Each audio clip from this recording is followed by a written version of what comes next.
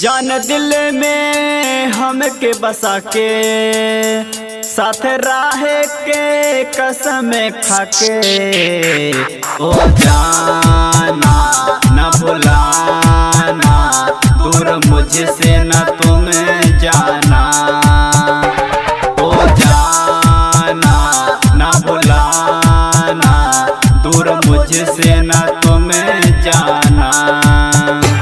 रोज सपना में हमरे आके दर्द दिलवा के हमरे बढ़ा के ओ जाना न भुलाना दूर मुझसे न तुम जाना ओ जाना न भुलाना दूर मुझसे न तुम जाना।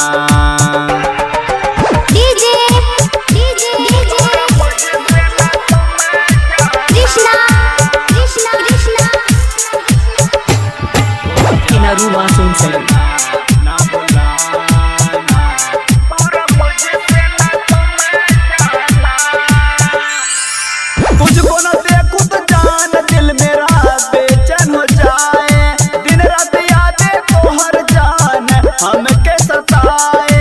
तुझको न देखूं तो जान दिल मेरा बेचैन हो जाए, दिन रात यादें तो हर जान हमके सताए।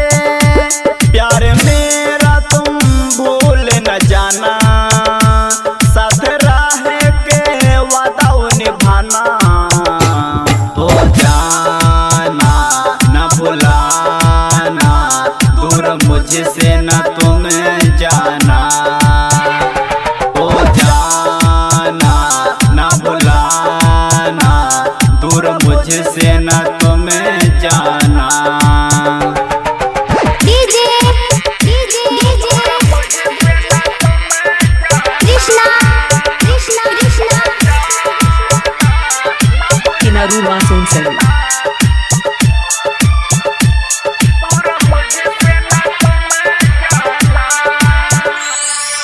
तेरे बिना सुना यार मेरा ये संसार, दुल्हन बन के आजा तू बस तेरा इंतजार। तेरे बिना सुना यार मेरा ये संसार, दुल्हन बन के आजा तू बस तेरा इंतजार। रंजित नाम के मेहंदी लगाना, राणा धर्मेंद्र के दिल न दुखाना ओ जाना न भुलाना दूर मुझसे न तुम